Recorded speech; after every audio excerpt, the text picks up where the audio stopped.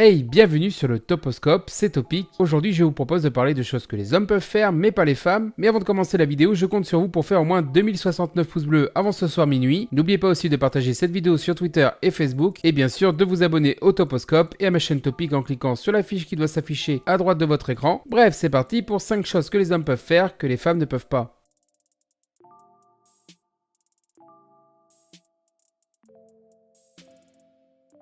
Numéro 5. Soyons honnêtes les amis, quand on se réveille le matin, nous les hommes, on a souvent l'avantage de pouvoir rester au lit plus longtemps que ces dames. Et c'est dû au fait que nous les hommes en général, on a un temps de préparation nettement plus court. La routine standard d'un homme moyen consiste à se doucher, s'habiller, se brosser les dents, se raser, prendre un café et se diriger au travail. Mais les femmes, elles, ont une routine qui ressemble à un marathon de 100 mètres. Elles passent la majeure partie de leur temps dans la salle de bain à se maquiller les cils, les sourcils, le contour, mettre du fard à joues, du rouge à lèvres et entretenir leurs cheveux avant de partir au travail. Autant dire que contrairement à nous, elles peuvent pas mettre 10 ou 15 minutes dans la salle de bain, c'est impossible.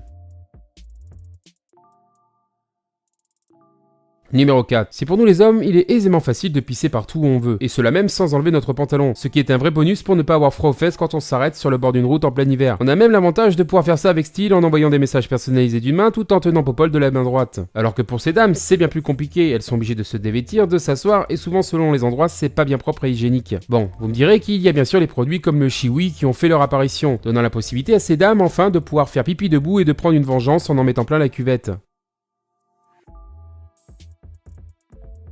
Numéro 3. L'été approchant, cela annonce les beaux jours. Nous allons enfin pouvoir nous mettre torse nu à la plage et profiter de pouvoir bronzer tranquillement sans se soucier réellement des marques de maillot de bain sur l'abdomen. Ça c'est un avantage pour nous les hommes qui pouvons nous promener torse nu sans souci. Pour les femmes c'est bien plus compliqué et souvent plus sujet à controverse. Bon vous me direz, sauf si vous êtes nudiste et que vous pratiquez sur des plages adéquates. Malheureusement il faut bien dire que ces dames sur ce plan-là ont encore été désavantagées.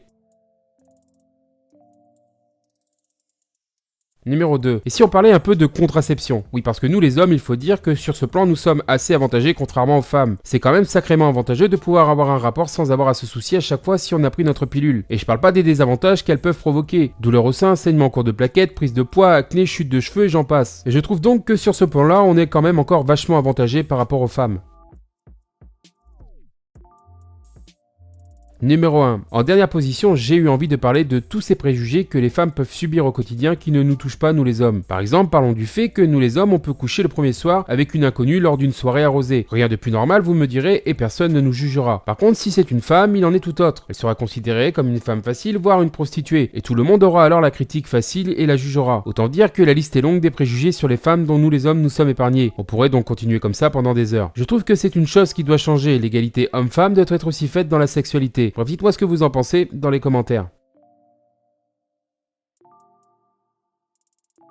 Et voilà les amis, ce top est terminé. Si vous l'avez aimé, n'hésitez pas à nous le faire savoir en commentaire, à vous abonner, à partager la vidéo et à laisser un petit pouce bleu des familles. C'était Topic sur le Toposcope pour 5 choses que les hommes peuvent faire que les femmes ne peuvent pas. Je vous dis à bientôt pour une prochaine vidéo. Ciao ciao!